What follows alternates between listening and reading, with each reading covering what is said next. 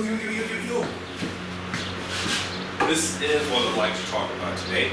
I know my channel is not usually a carpentry channel, but I want to talk about some of the things that I do to make my space usable. I moved into this house in March. This is May, so 2 months ago. And obviously the garage is just a box, like most people's garages are. And that's because most people use garages as a place to park their vehicles or for the Christmas decorations, kids' bikes, and things like that. But to me, a garage is more than that. It's also a workshop. So when I come in here, and you might remember from my older garage, which I'll be going into the comparisons in more detail later, and I had shelving built because when you have a garage as a working space, floor space is usually at a premium. So you want to store your things away from use, or away from out of your way, basically. So one of the things that usually takes a lot of space is wheels and tires. I usually have about three sets of spare wheels and more tires going on, and they might not look like much even on a car, but they end up taking quite a lot of floor space. And then always having to go around them and things like that. They make good shelving because you can stack things on top of them, but you don't really have an ease of access to them whenever you need them, right? So one thing I usually do is create overhead storage. As much as I'm getting my garage shelving going on, I do make tire racks. I could buy them, but I like to make stuff for me to work with my space. It took a little bit of time, and as I said, not exactly a carpenter, but this garage is a 2-car garage, which is not, I wish for more when I was moving out of my place, but given the circumstances that made us move and the timing with all this coronavirus thing going on, very fortunate and very grateful to have the house that we have, definitely. So, to a little bit, there's like a man door on the other side, you can't see that over there. And I had to make the best of it. If I had my way, the tire rack would be all over the back, but I had to account for some things like the attic access over there. There's a door over there, so I just couldn't do it all. And the studs were very oddly spaced. That's why these things are not all even. Either way, ultimately I was able to make good use of the space.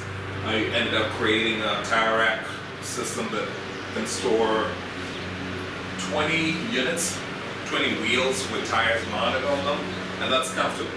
If I were to do only wheels, or if I were to get a little tight on everything, I think it could get maybe 23, 24, it just depends. But a minimum of 20 is what I know for sure I can do over here. So I'm pretty proud about it, pretty proud of it. There will be more detail in future videos, and I'll be giving more information as to my decision to do it, why I did it, how I did it, you know. Not exactly a how to, but maybe before and after kind of explanation.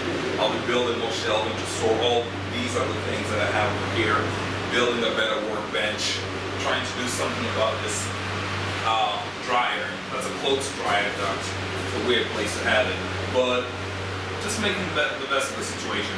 I want you to post a short update video, because I know it's been a while since I posted a video.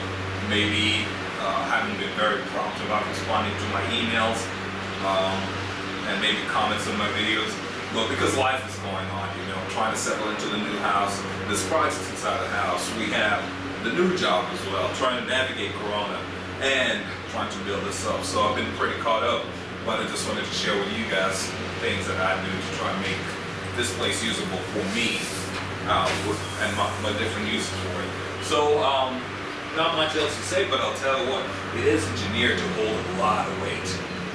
Let's use me, you know, I'm a big boy, and what's a shelving or what's a storage video without some load testing? Let's start here. Every corner you go to, this thing barely moves at all. I'm gonna hit something on the way down there.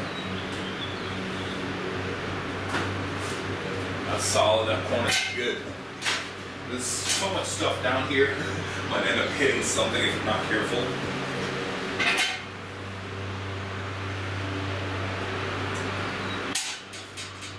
This one here. So we're going to hold this over here in and out. Don't want to splinters.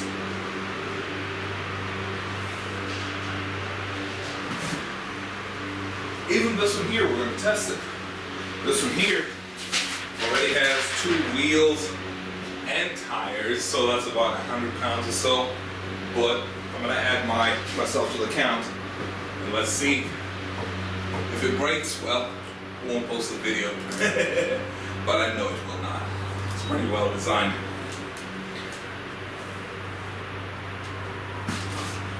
Some stuff I'm running away from there. So that's it. That's all I wanted to show today.